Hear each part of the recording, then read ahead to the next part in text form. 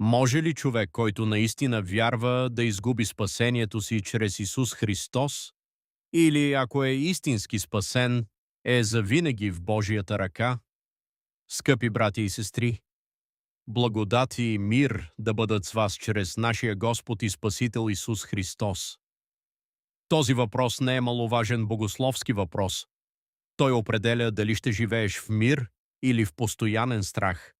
Защото днес много гласове казват: можеш да изгубиш спасението си, не си сигурен, трябва да се доказваш.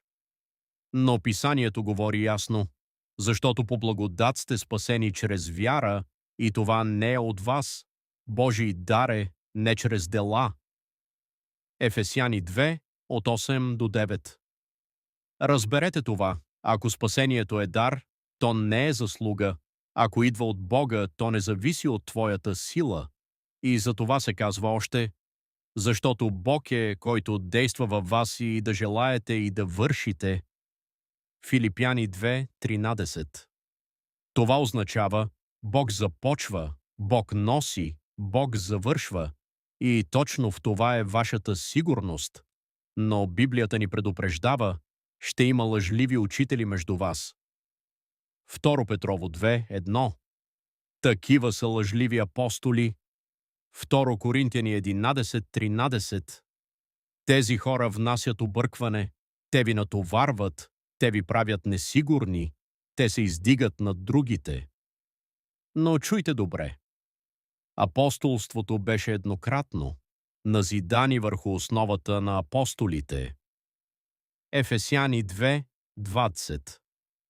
Основата се полага веднъж, не отново и отново, затова изпитвайте кой ви учи, защото не всеки, който претендира за власт, е изпратен от Бога, и особено когато се показват знамения и чудеса, трябва да бъдете бдителни, защото Исус казва: мнозина ще кажат: Господи, Господи, не сме ли вършили чудеса? И аз ще им кажа: никога не съм ви познавал. Матей 7, от 22 до 23. Това означава: чудесата не са доказателство за истина, връзката с Исус е решаваща. И чуйте това: християнинът не е безгрешен. Ако кажем, че нямаме грях, лъжем себе си. 1 Йоан 1:8. И Павел казва: защото не върша доброто, което искам. Римляни 7:19. Това не е слаб вяра. Това е жива вяра, която се бори. Вие не сте съвършени, но сте оправдани, и затова покаянието не е знак за загуба, а знак за живот.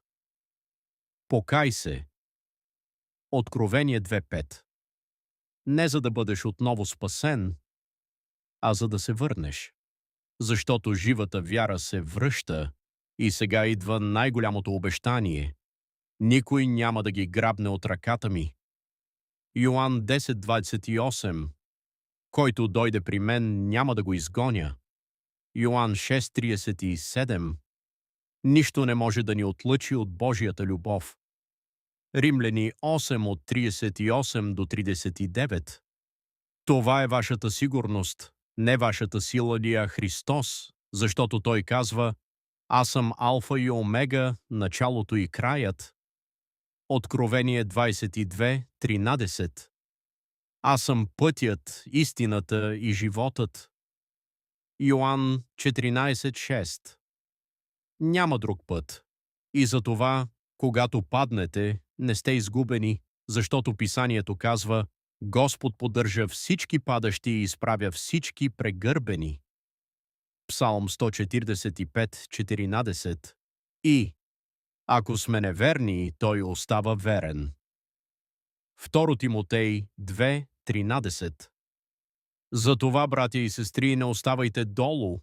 Станете, върнете се. Не се уповавайте на своята сила, а на Неговата, защото вашето спасение не е във вашите ръце, а в Неговите, и Неговата ръка никога не пуска. Амин.